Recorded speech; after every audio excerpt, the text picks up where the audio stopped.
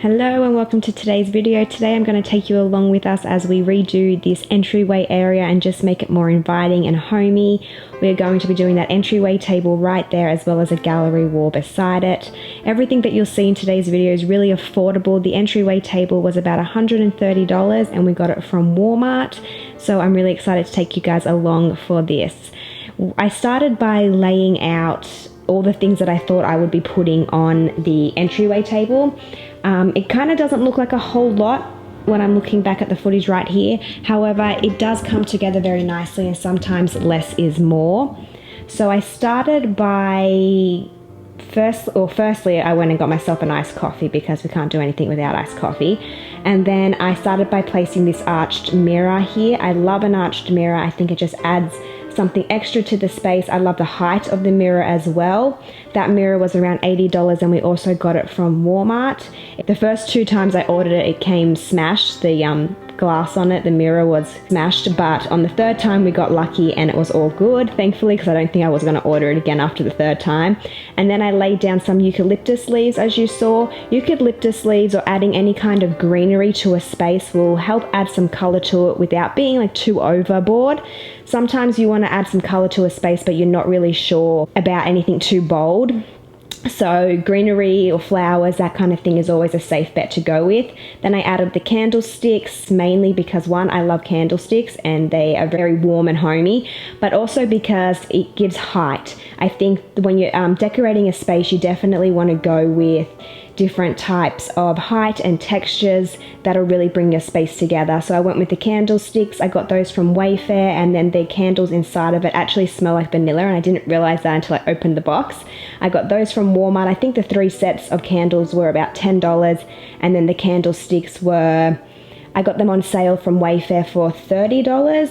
So once again, they're really great quality and really affordable. The sign that you see there was actually from our wedding, and my mum picked that up for us. I'm not sure where she got it from.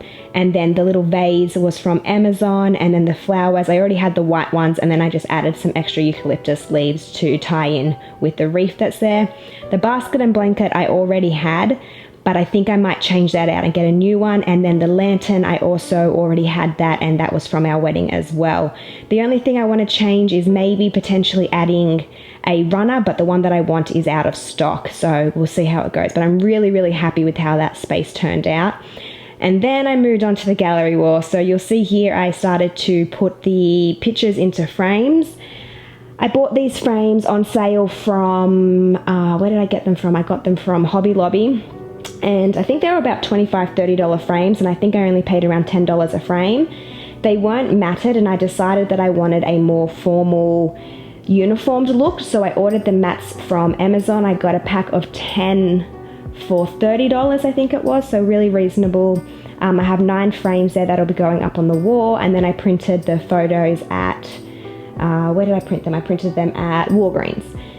And I got those on sale too. They were doing a 50% off sale, so the frames themselves are a 14 by 18 inch frame, and then with it matted, they come down to a 11 by 14 inch photo. A little tip here, when you are doing the taking the frame, the backing off the frames, definitely get yourself a flathead screwdriver to save your fingers. And also, if you're putting mats in, if you don't have a light box, which I didn't have, I just was holding them up to the window, and then that way I could make sure that the photos were lined up correctly in the mats before I put them into the frame. And then I added a little bit of tape to the back of each photo just to ensure that they didn't move around and fall once they were up on the wall.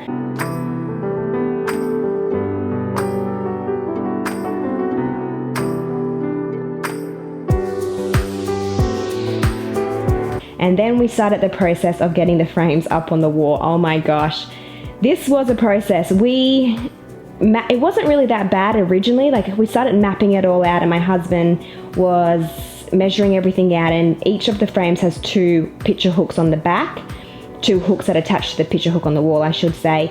And so we were measuring out where each hook needed to go and where we wanted it positioned on the wall. Sure they were all straight. I would definitely recommend having a level. We thought we had one, but it didn't come in our household goods, so we debated about going to the shops and picking one up, but I was too impatient and I just kind of wanted them up on the wall and wanted it done. So we just used some string to ensure that they were level, and every single hook was in place, it was all level. And then you'll see here in a minute, we start putting the frames up, and we put up the first frame and then we put up the second frame, and they were both fine. And then we get to that third frame and it kind of looked a little bit off, and we were like, oh, hold on a second. So my husband double checked the hooks on the wall and they were fine. And then we put the fourth frame up and that one was off too. And I think we put another one up and that one was off. And we're like, okay, something is going on here. So we sat down and we tried to figure out what's going on. Why aren't these lining up? And we thought maybe we'll have to restring the back of the frames because of the type of hook that these frames had on them to connect to the wall. It was very difficult. And then after a phone call to my father, who's actually a photographer and has put many frames up on the wall, he said to us that sometimes the hooks on the back of these frames aren't perfectly lined up themselves, which happened to be the case. Out of the 9 frames, only 2 of the hooks were actually in line with each other. The rest of them, they were off by, 3 to 4 mil.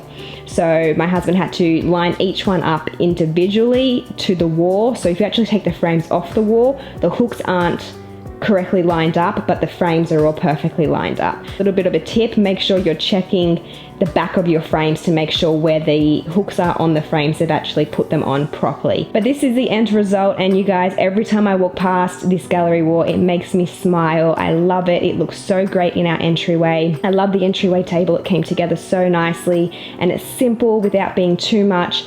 And I just think it works perfectly in this space. Like I said, I'm going to add that runner. And then the only other thing I'm debating about doing is right here at the top of this gallery wall, I'm thinking of putting 3 gallery lights coming down. So let me know what you guys think. Should I add the 3 gallery lights or should I leave it how it is? Leave me a comment down below. I'd love to know your thoughts. Let me know what you think of this space. Thank you so much for watching. And as always, have a great day. Make it count, and I'll see you in the next one.